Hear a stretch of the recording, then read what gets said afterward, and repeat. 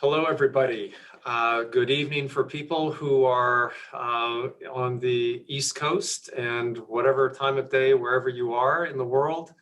My greetings to you and welcome to the Fuqua School of Business Distinguished Speaker Series. We are incredibly fortunate to have with us for this event David Taylor, who is the CEO of Procter & Gamble, and in addition to his day job with P&G, he sits on the business school board. He is as Duke as you can get in terms of he's Duke through and through in terms of his education, his family's education. And if you look at his background, you can see that we've got matching Duke basketballs here. And so he truly is true blue. So David, welcome, and we are thrilled to have you back in the Distinguished Speaker Series. It's a pleasure to be here, and I look forward to this conversation. So what's interesting is that we've done this before, and so I went back to my old notes. We did this a little over 2 years ago, and some of the materials I had in my files as a point of contrast from 2 years ago. So I've got a media piece here. The headline is P&G as stock slides, more jobs in jeopardy, ?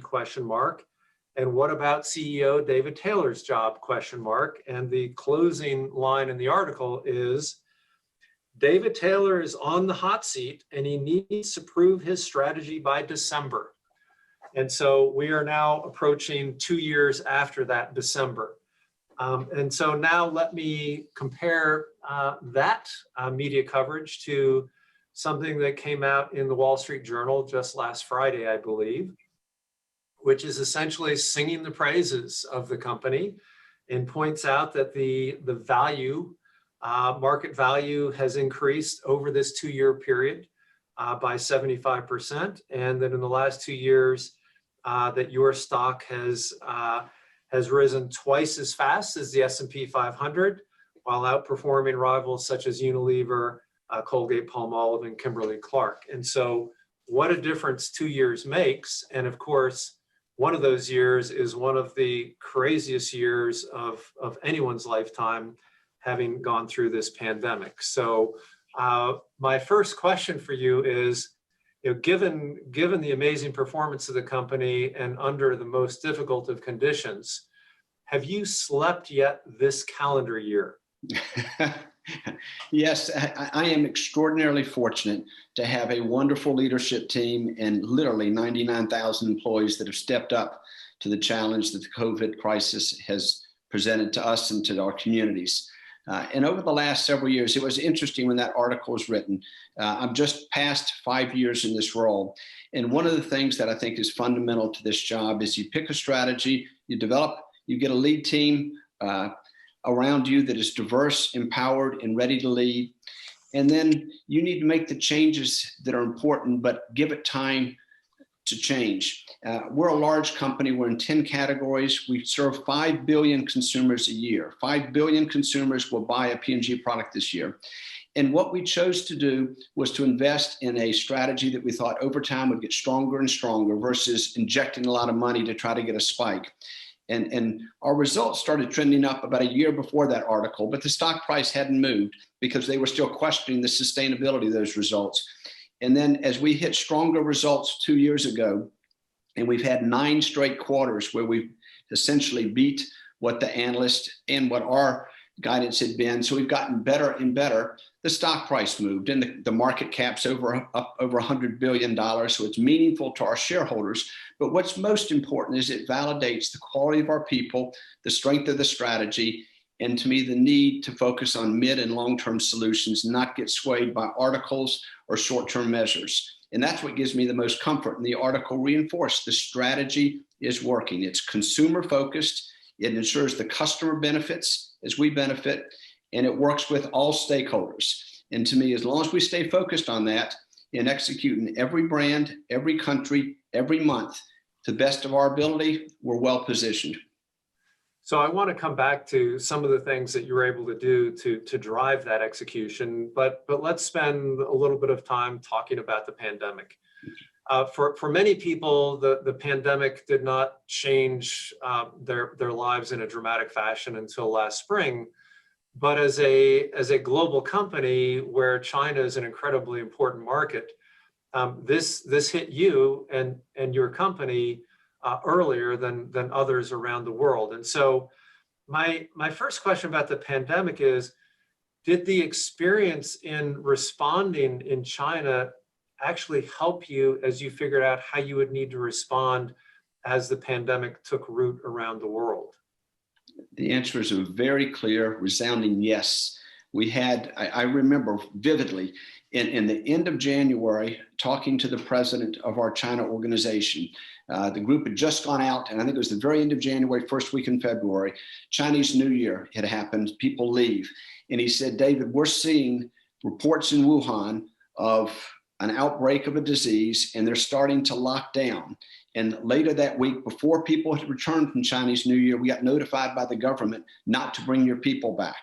Having lived and worked in China for 3.5 years, when China blocks off roads and shuts a city down of millions, and then tells the whole country, including businesses that employ Chinese employees, do not bring your people back for a week, that was an indication this was very serious. And so the actions that were taken in China, which was temperature checks, mask, social distancing, disinfection, limited in-office attendance. When they gave us permission to go ahead and open back up, we put all of those in place. And the other thing that was interesting is from what we learned there is within a short period of time, masks became difficult to get because all of a sudden many others by mid-February were having trouble getting masks.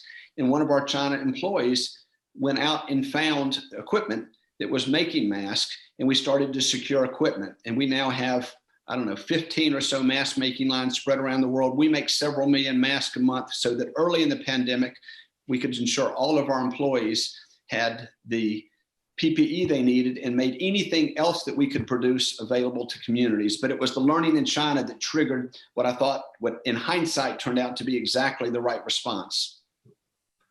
So let's talk about supply chains in particular, because this is something that is a critical element in your success.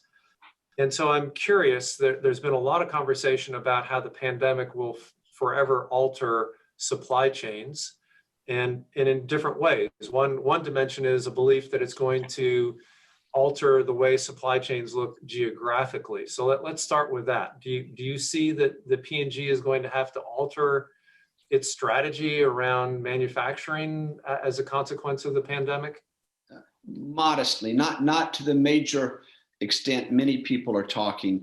We again make decisions for the mid to long term. I don't believe this pandemic is going to be driving people's decisions a year from now, 2 years from now, 3 years from now. I think we've learned a lot from the pandemic.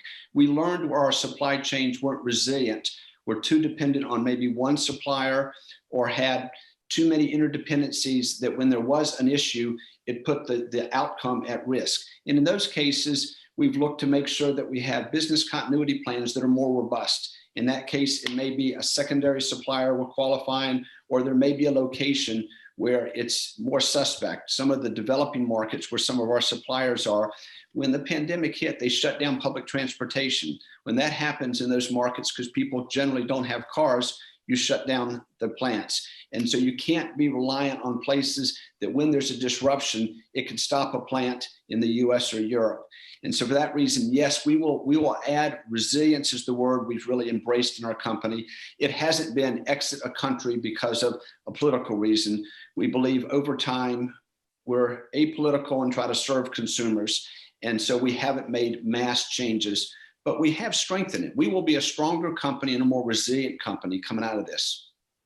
So switching on the supply chain issue to consumer shortages, where so many of your products have been so desired in this environment that of course there was a lot of press around stockouts. And so, do you think that it's going to change the supply chain in the sense of behind this was an inability to make rapid changes to a supply chain when you have low-cost supply chains that are long in nature, hard to make quick changes.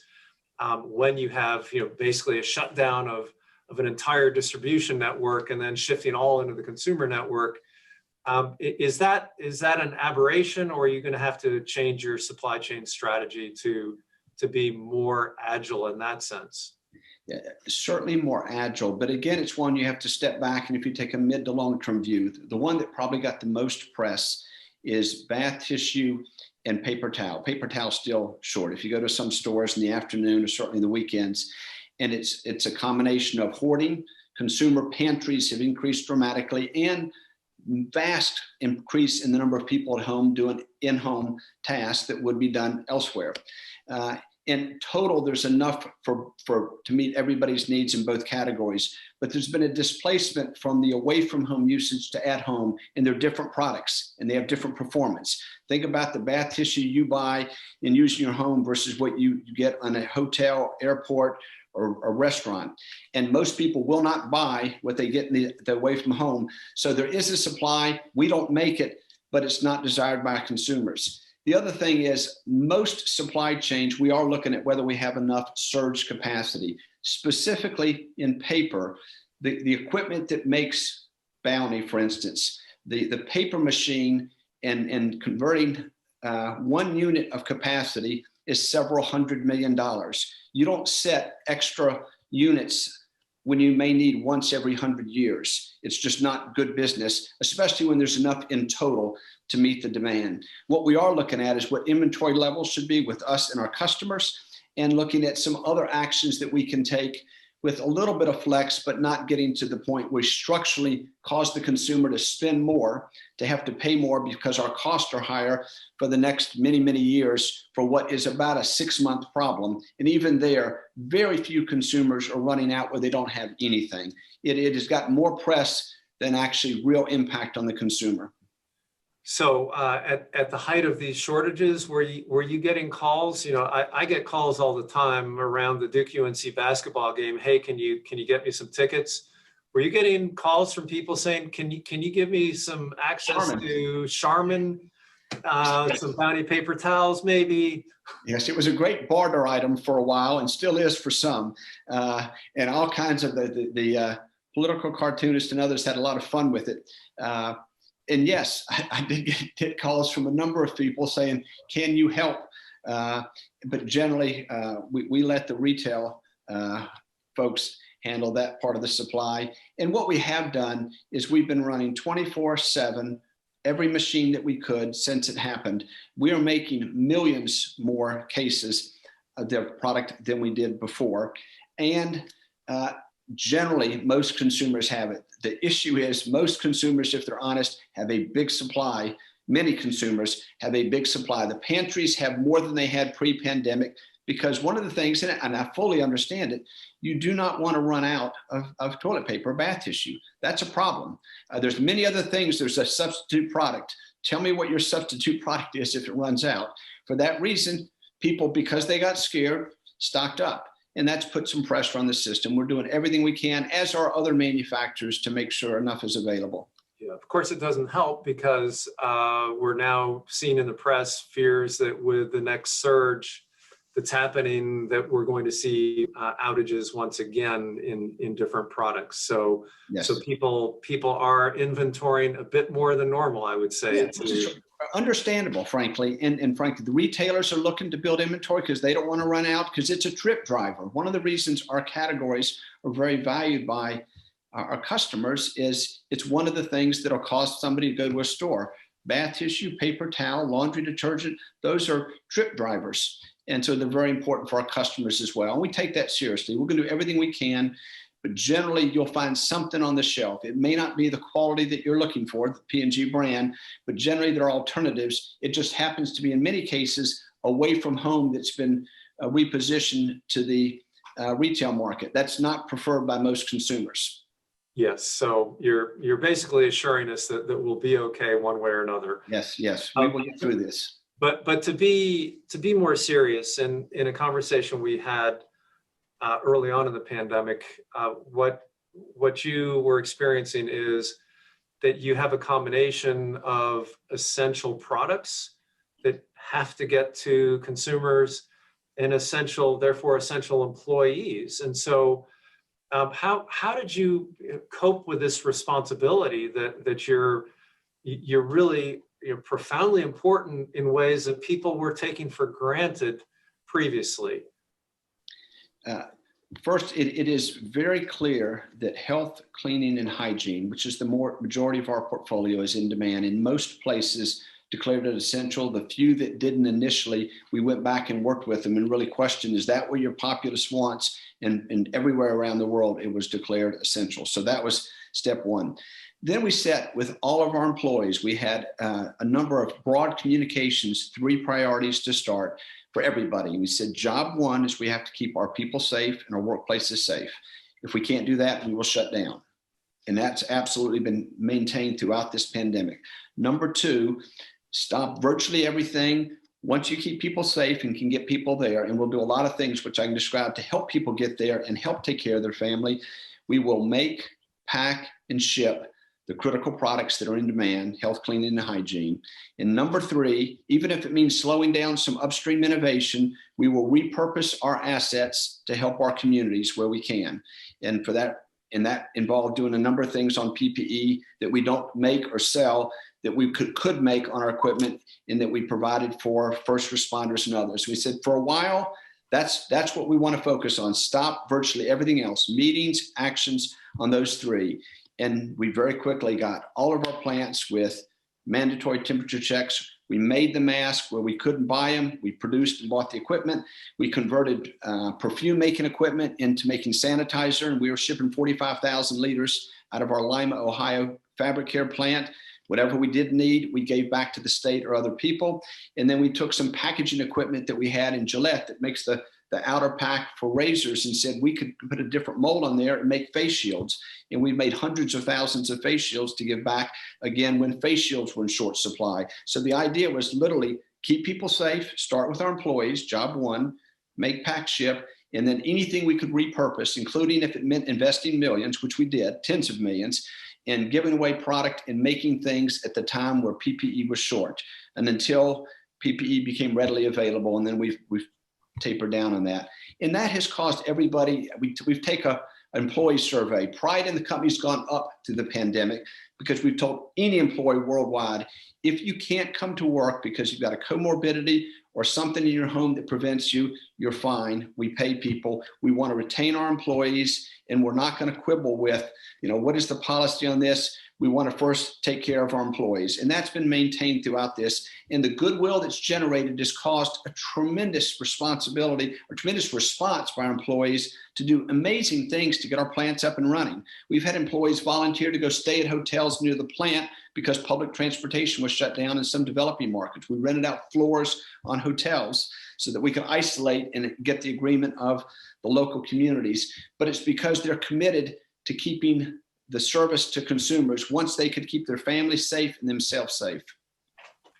So there's a little known aspect of your background, which is when you began with the company, you actually were on the manufacturing side as opposed to the marketing side of the company, and had great success in this space. You were a plant manager in, of all places, tell me if I pronounce this wrong, Mahoopany, Pennsylvania. I've lived in Pennsylvania 7 years and I've never heard of Mahoopany.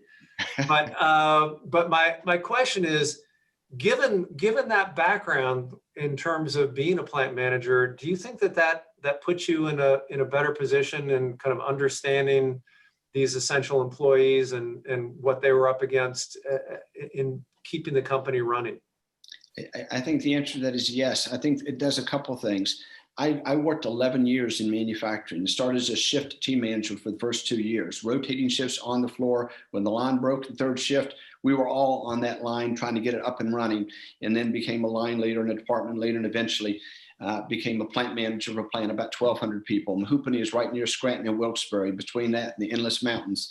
And generally, we keep paper plants away from big population bases. The whole thought of understanding how dedicated those employees are and what they do and the pride they take in their work and for taking care of their families, but also taking care of the consumers they serve. Some of the most dedicated employees in our company are the plant leaders around the world. We don't call them, they're not factories, they're world-class manufacturing plants, and they have great pride in them. So first, I really do want to, and we're committed to keeping them safe and doing everything we can. That coupled with one of the things that you really hone your skills is problem solving when you're manufacturing. Your job is to take an eclectic team that comes from all walks of life, put them together in a way that you have the right set of skills to operate and deliver outstanding results in a safe, high quality way every day. So this was just a problem. And what we typically do is we use an analytical troubleshooting approach to define the problem. A problem well defined is half solved, said by one smart person a long time ago. So really define what you want, the outcome you want, get the right people together. And once we have a clear picture of that, the employees are amazing at getting about that. So I believe the manufacturing and training as both an engineer and working in manufacturing was a wonderful training for later in life in senior management, coupled with the formative years in brand marketing, where you learn about consumers and customers. You put those together, and that, to me, it's a wonderful background for senior management, where you're really working to integrate various points of view and come to a well-reasoned conclusion. I have the gift of not having to be right. I just have to make sure the right thing is done. And it is a wonderful thing for a leader to realize you don't have to be right. What you have to do is get people around you, a diverse group that if you can listen to, you can end up drive and integrate and then decide the right thing to go do. So one of the things that really distinguishes you as a leader is your humility. You're willing to take a nonlinear path and to listen and learn from others. I'm curious, kind of to close out this conversation about the pandemic, what did you learn about yourself as a leader during this incredibly difficult time? The little thing is, as an electrical engineer, I needed to learn a lot on how to use the many tools that we're using today. But one of the things that was probably reinforced versus learned was just how you must rely on others that have data that you don't have to address this. I couldn't go fly to a place and go see it myself. You had to rely on people with a quick Zoom, WebEx, Teams, or whatever platform you use. And it truly was empowering others, recognizing what they're dealing with in China is different than what they're dealing with in India. And it was one of the more you give up, the more you get in return in terms of commitment to achieve the outcome.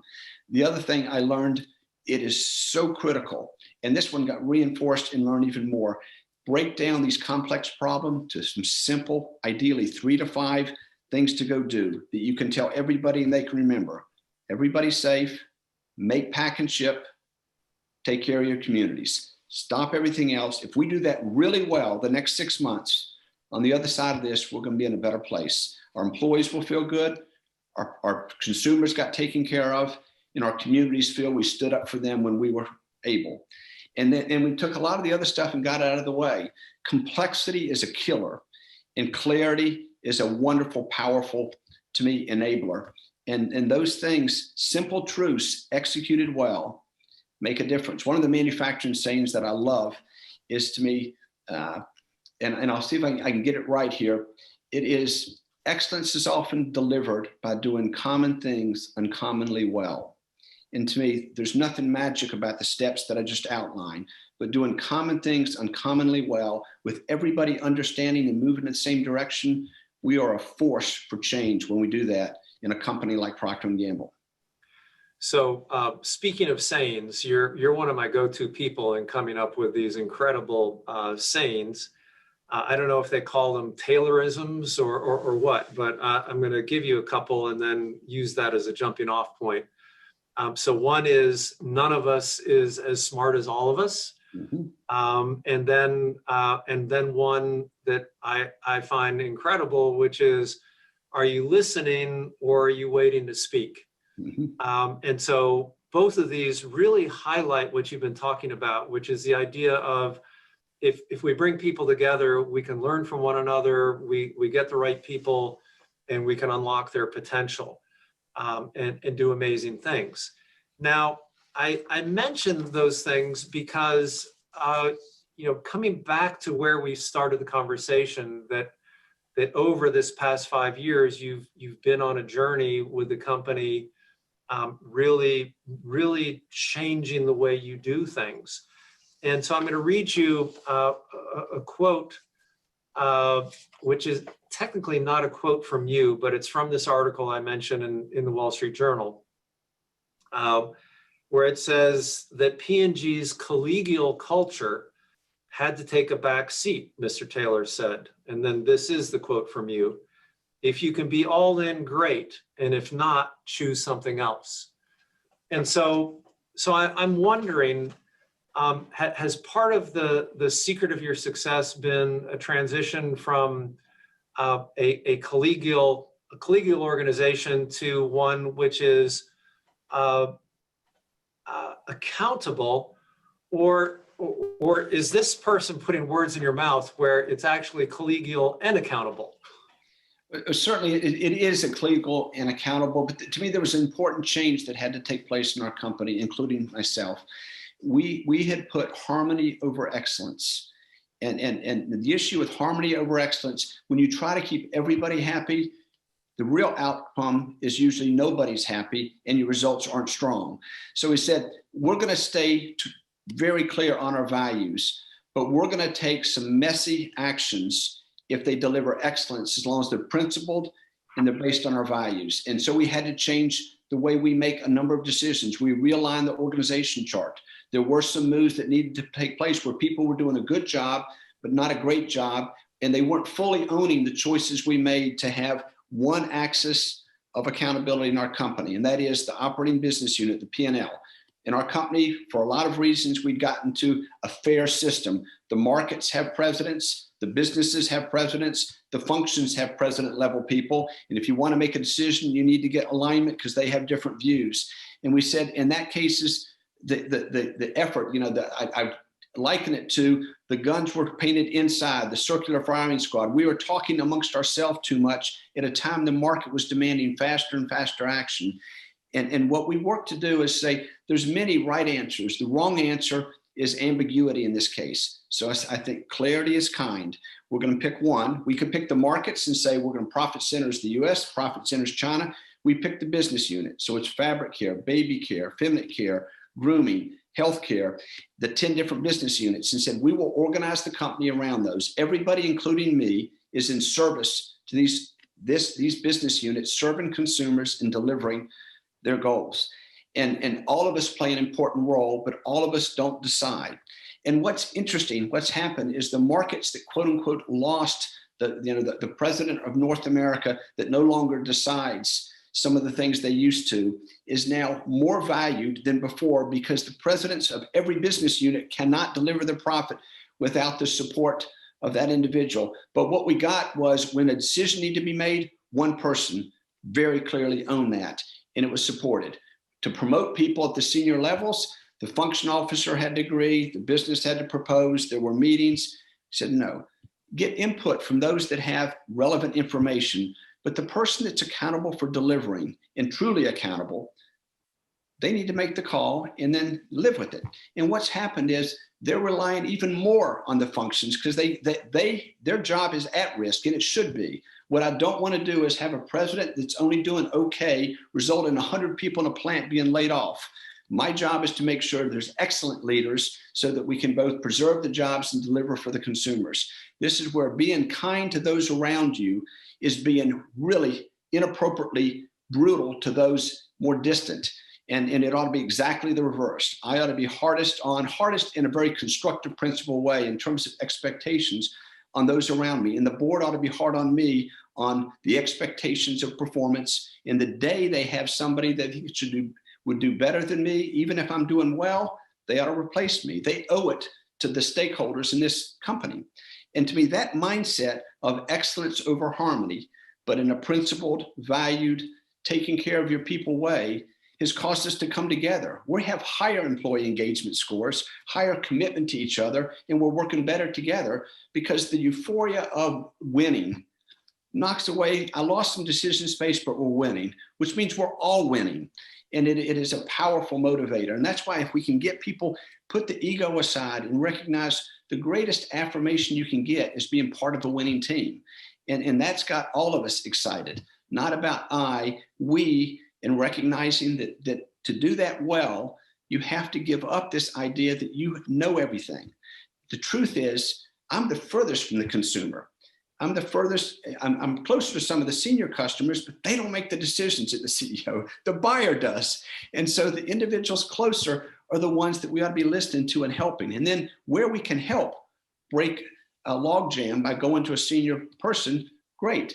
But we ought to be in service to them versus telling them what to do. And it has been transformational on our company's speed, frankly, culture, and broad performance. And to me, that's the challenge, is how do you have everybody come authentically as they are every day to work, feeling they are valued for who they are, and not have a bureaucracy get in the way, instead recognizing little mistakes we can make up. Poor performance is damaging and results in thousands of jobs lost.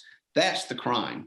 And so I think harmony, excellence over harmony versus harmony over excellence, but in a principle valued way. It's a long-winded to say that is powerful to me, and it's working for us. So the evidence is in place that people are more engaged, more together, acting with common purpose more than ever.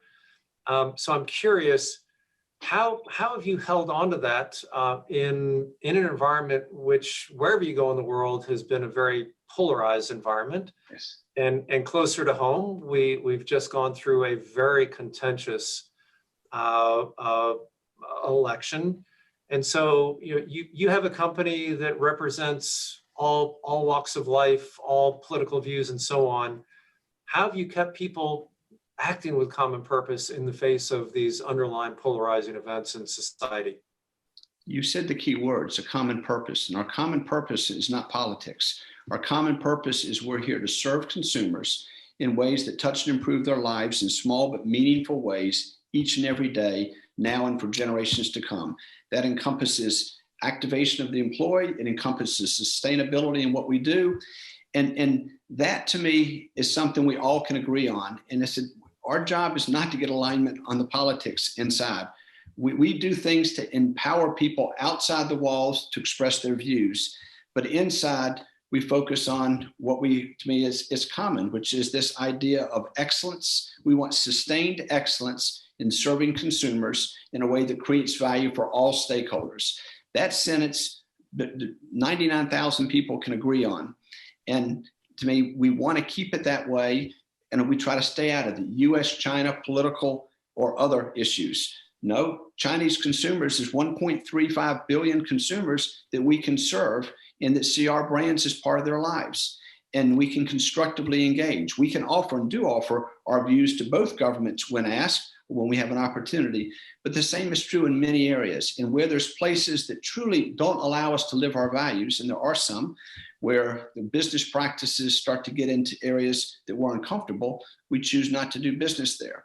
And to me, in that environment, we've been able to keep our culture, if anything, strengthened through this pandemic. And the other thing that's been important about the pandemic is we've learned that we can stay connected even when we can't travel and be physically located. I've done in the last 2 months an in-home in Pakistan with a Pakistani woman walking around her house with somebody with an iPhone, going through the same thing I would have done had I been there. I've been in stores in the Philippines, in the UK, we did in India, and we do store checks and in-homes as if it would be a normal visit. And then we can do Zoom calls or WebEx or Teams, whatever platform, and still try to stay connected as best we can. And even though I'm very much looking forward to getting back physically with people, we can't let that be an excuse that we don't keep our culture strong. Because I do worry about culture is either getting stronger or it's decaying.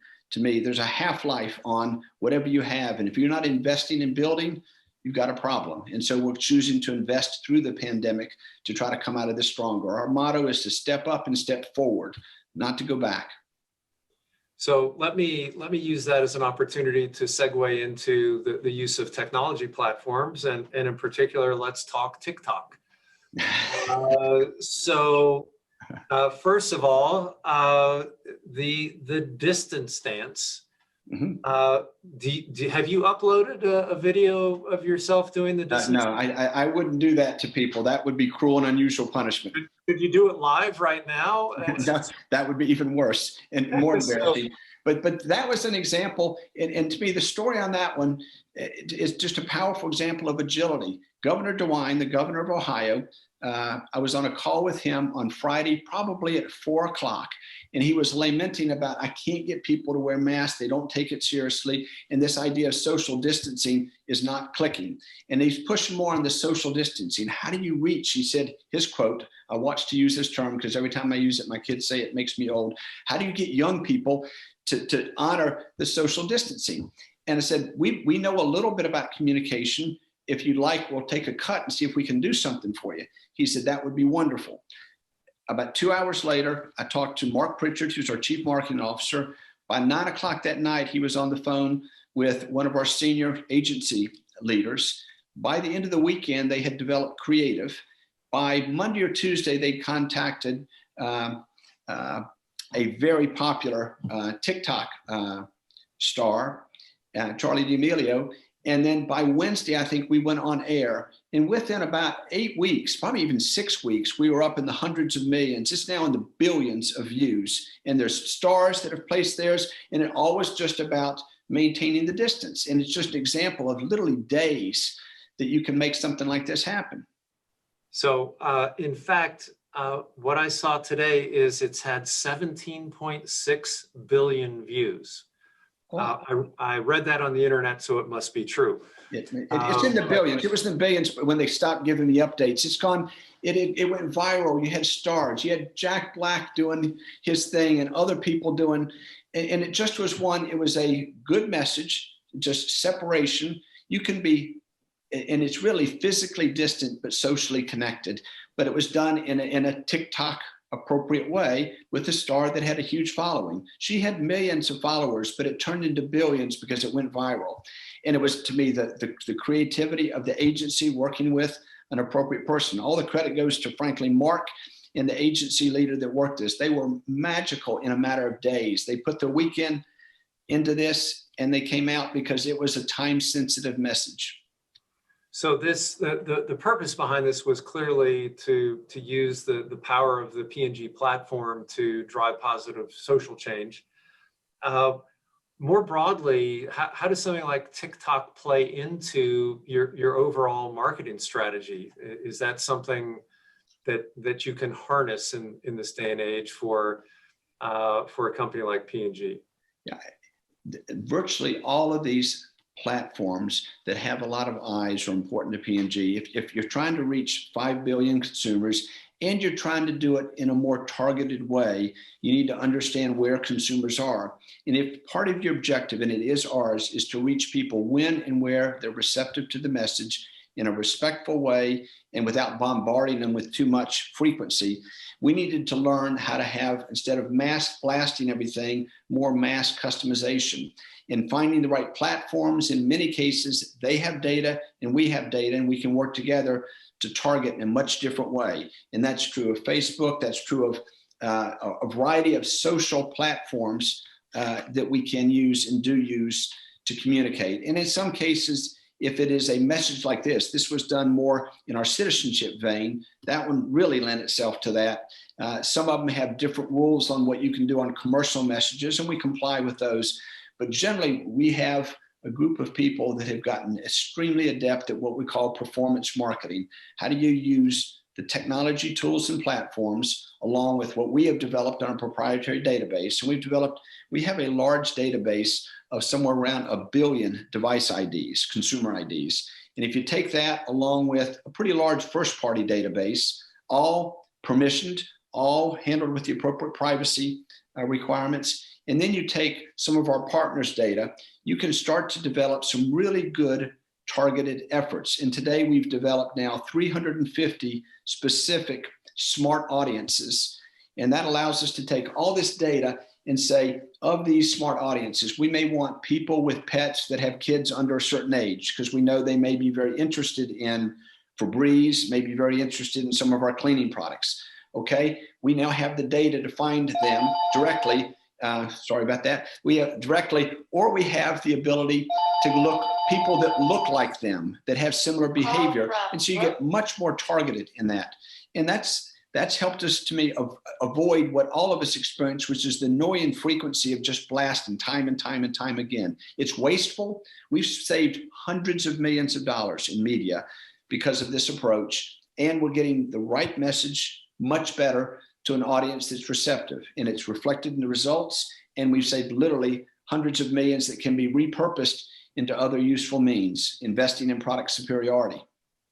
So I want to continue on the theme of kind of citizenship, but at the same time, doing the things that make your company better. So the idea of making your company better while doing what's best. Okay. And so I'm going to come back to some things that you've said in the past.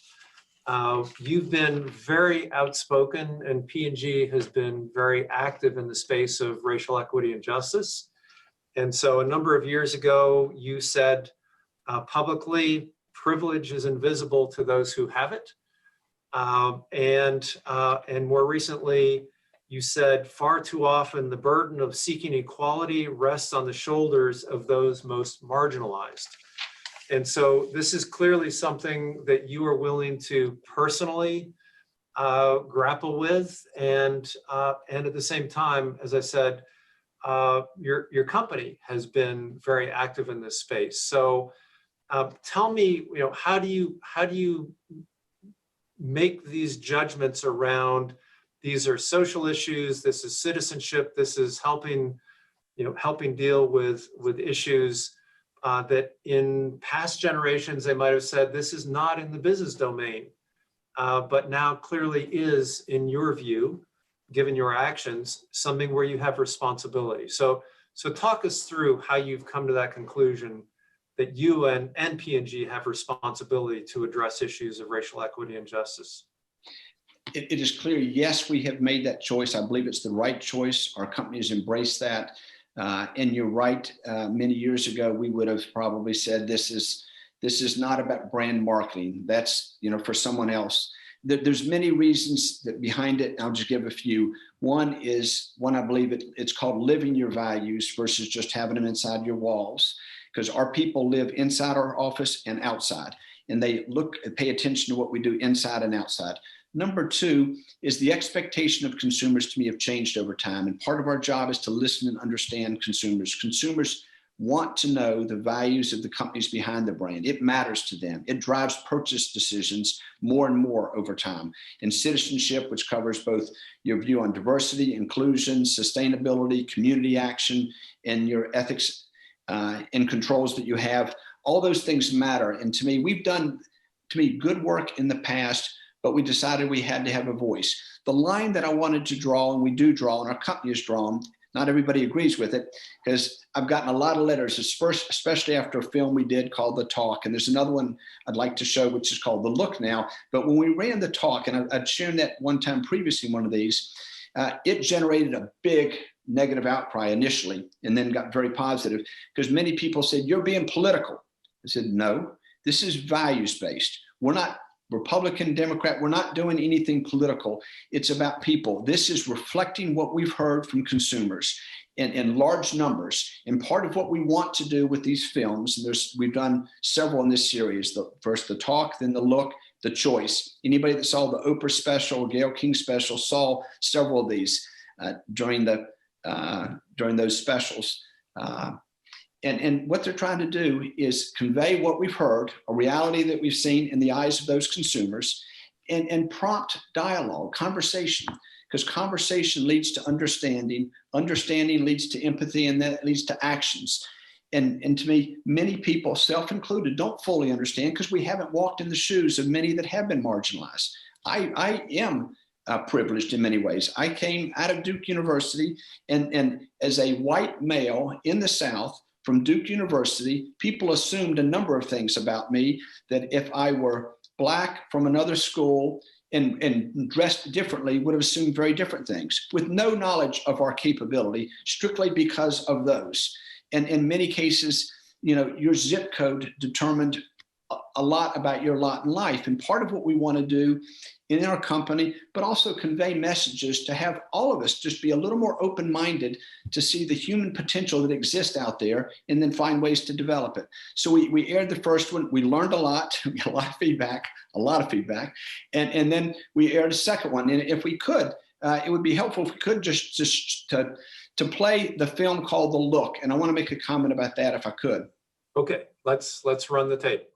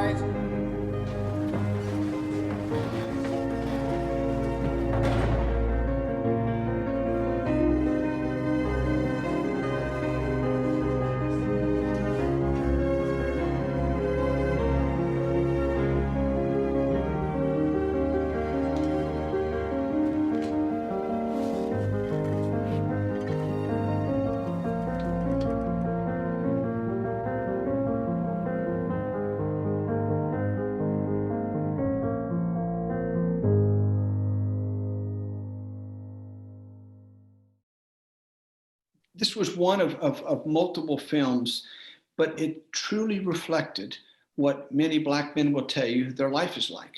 The looks they get, especially if they dress in a very casual way, differently than I would get. And you think about what it's like with your child, and you look and windows go up when you walk by, the assumption of, to me, nefarious behavior or something that's not good just because of the color of your skin. And my guess is, of many of you that are viewing, when we open the door to the courtroom, many are assuming they're going to see the Black male as the defendant, not the judge.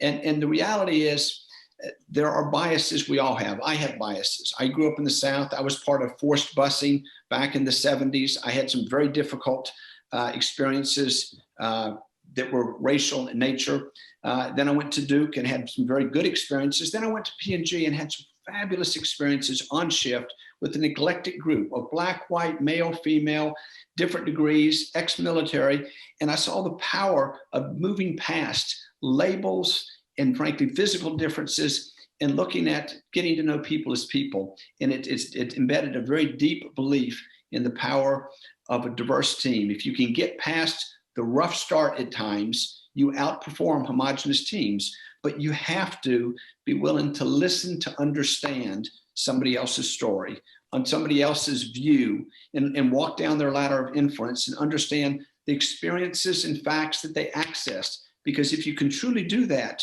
you typically learn and you end up deciding a better third way. And what we tried to do with these films and one more called The Choice is just open our minds a little bit more to consider a different possibility than what we may have lived. And I think generally it's positive, but you see it elicits a very negative reaction from some. And I think my own view, it's in people that see themselves maybe behaving some way like that, and you start to feel guilty almost. I've had many people say, you're blaming me. I said, we're not blaming anybody. We just showed a film that reflected through the eyes of this individual what life is like. If you see yourself in it, then you may want to just think about that. But we're not blaming. We don't wag the finger at anybody, because this is about all of us being open to learn about bias. And if we can learn about bias, we can deal with it better. And to me, together, we're going to move forward in a much more constructive way. I would love for everybody in the country to see this film and to really think about it, not as an accusation of your behavior, but just as what it would be like if you walk through life like the person that had to give a talk to their teenage child about being careful because they were concerned about their safety, or walking through life being looked at with people assuming negative things. And the last film we did was The Choice, and it was about, and I think you do this so beautifully at Duke and Dean Bowling, the culture that you've created at Fuqua, which I've always admired, is this whole idea of we have a choice. You can not be racist, and that's good, or you can be against racism. You could try to use your voice and your platform in whatever way it is to move us forward. A positive conversation, reaching out to help somebody, confronting some behavior in an appropriate way to move us forward. And what these films are about is hopefully motivating people wherever they are to take a step forward, either less racist, not racist, and ideally against racism and positive action. And we'll see what happens. But yes, we get some negative push, but to me, it's living the values of our company. So you have made a choice to be anti-racist, and I know that you got quite a bit of negative pushback when the talk was released. Mm-hmm. Is your response? I mean, I assume you continue to get some negative pushback. Hopefully, it's less than before. Is your response simply, "These are our values, end of story"? Yes, and it's interesting. The response has been much, much less negative. I really do believe there's a societal awakening going on in our country today. And while there will be some very extreme voices probably on each side, I think the majority of people are starting to say, we need to find a way to listen and learn from each other and find a way to get along. It's a very divisive situation. I think certainly the politics of this year's election season even pushed us further apart. But to me, there's an element of humanity that hopefully will bring us together. And I very much do believe we as a company need to constructively express a point of view. We as leaders need to constructively express a point of view, just as you do in many of the things that you write to share with the Fuqua community and beyond. And what it does is, to me, it role models something that's really important, which is to have a constructive, values-based view and the courage to speak it. And I give the people in my organization credit for challenging me. We need to do more. And it was uncomfortable, especially the first time, because I'd grown up in a world where you don't stick your head out in areas that could offend, because we serve so many consumers. You don't want to offend anybody. The reality is, in today's world, not having a point of view, to me, is a negative to many consumers. And if I really think about the values we have in the world we live in, to me, it's a safe haven to be a values-based company. And if we offend a few, so be it, because I think large groups of people will say that's a company that I want to support their brands, assuming the brand delivers. And to me, I think there's many stakeholders that are going to get harder and harder on organizations and institutions that don't express a positive view on sustainability and actions on sustainability and on broadly equality and inclusion. So let's pick that up in terms of the responsibility that you have around sustainability. Consumer packaged goods firms have received a lot of criticism around the amount of waste that's created, the amount of plastic, the water usage, and so on and so forth. So tell us about how you are responding to that issue in terms of, again, walking this line of citizenship and stewardship of your company. It's one of the more challenging ones right now, because we have to delight consumers in order to exist. And at the end of the day, we will follow all regulations and serve consumers. But it is very clear, much like I said on diversity, is sustainability is becoming an increasing part of the consideration of the benefits of a brand. And in our company, the three areas we're working, certainly all this affects climate, but it tends to be waste, water, and energy that are most important. And so we've made more aggressive commitments, especially in our scope 1 and scope 2, things that are within our walls that we're going to do much more than before. We had a goal for 2030 to say we're going to do a 50% reduction in our carbon impact. And we said we need to be carbon neutral for the decade. So we've decided to work with World Wildlife Fund and Conservation International on natural climate solutions. And we will invest tens of millions, probably much more than that, because we need to find ways. If we can't find renewable energy for a plant, then we need to find, and if it's not available, then we can work with these organizations on forest and mangroves and other ways to create a meaningful offset. And ideally we find, and there is a source of appropriate renewable energy. We've gotten to zero waste to landfill on virtually all our plants in North America, and we're going worldwide, which is a challenge when you don't have the collection systems in some of the developing world. We are working on and piloting with the World Economic Forum a 50-liter water project to say, and it's really the emphasis was what the situation in South Africa that was getting to Water Zero Day, to say, how do you design a whole home that could manage a good quality of life on 50 liters of water, which most of us use in a fraction of our morning shower or whatever. And the idea is, how do you reclaim every drop, filter it, reuse it as much as possible, and still give the consumers a good quality? We're working with appliance manufacturers and a variety of other stakeholders, including nonprofits, but we're one of the principal funders.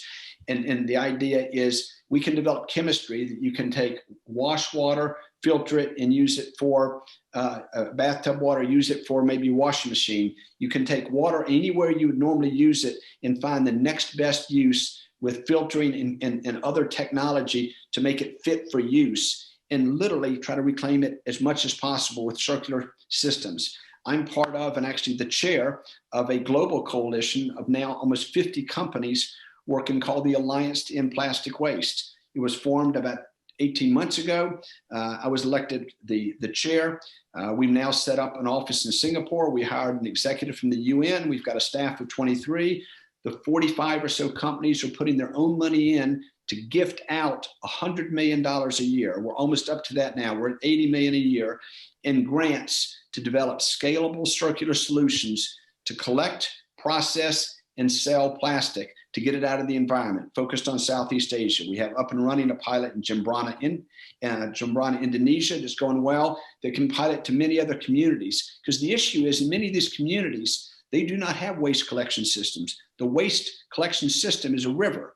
People live in communities, and you say, why do you throw away plastic in the river? They go, where else are we going to put it? There's no collection here. Think about it in your home. If nobody ever came to take your trash away or your recyclables, what would you do? Well, if you live in many of these communities in low income and you're working hard to support your family, they go to a river because river moves it away from them. And then it goes into the ocean. And there's a horrible fact that by 2050, if we don't do something different, we'll have more plastic in the ocean than we'll have fish.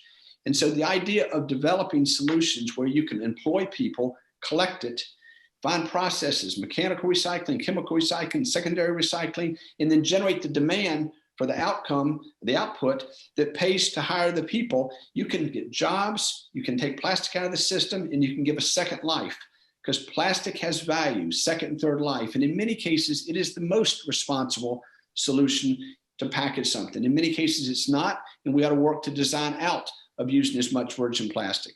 Today, if we want to use post-consumer use plastic, it's more expensive than virgin plastic, because many manufacturers, including P&G, are trying to use more and more recycled plastic. We don't have enough in the world for the demand. We're setting very aggressive goals, and we're going to have post-consumer recyclable at a certain amount. You can't get that amount. So we have to fund pilots to help create the systems to collect, process it, and create food-grade pellets on the other end. Those, to me, are actions that we can take to be responsible stewards in water and plastic, and the same in energy.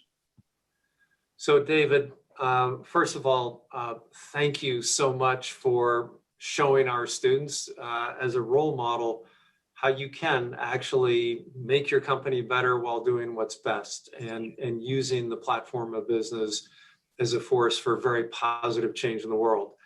And so if I could ask of you, clearly you've come through this year inspiring your organization to incredible heights during the most difficult of times.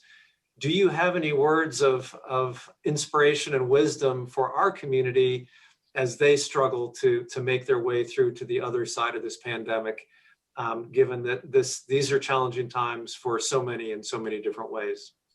The comment I'd make is, if you're at Fuqua, you're a gifted, talented, accomplished professional that got in there for the right reasons, and you have a values, and it's just reinforced to me in the Fuqua community, in the Fuqua culture, that business badly needs. You know, I look forward to getting Fuqua graduates because of the impact they can have on our company.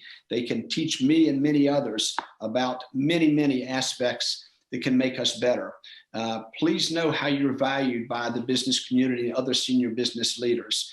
And many of the things that Dean Boulding talks about, and the triple threat leader, be one of those people. You all have strong intellects. You wouldn't have gotten in. You have to develop your EQ. You won't get through the team system that they have at Fuqua. And this idea of DQ, of truly understanding how to use your talents and gifts and many superpowers to apply to not only create profit and wealth, but do it in a way where you lift many other people, is to me the difference of Fuqua. It's one of the reasons why I feel very fortunate to learn from Dean Boulding and frankly, the Fuqua community. And every time we get a chance, the board gets a chance to listen to students unanimously. We talk about that being the highlight, and we all comment on just the poise, intellect, and commitment you all have. Causes all of the Board of Visitors members that are mostly very senior leaders and very successful business people to marvel at the capability and the impact you can have. So I would say, please use your powers for the good, not only of you and your family, but to make a difference in your community. You're certainly well suited to do so. David, again, thank you so much for taking the time to be with us and for lifting us all up. It is so greatly appreciated to spend this time with you. Thank you. Well, thank you. Thank you for what you do. And thank you to all the Fuqua community. Please stay well through the holidays. And I look forward to the day I can visit campus again and say hello to many of you. So take care.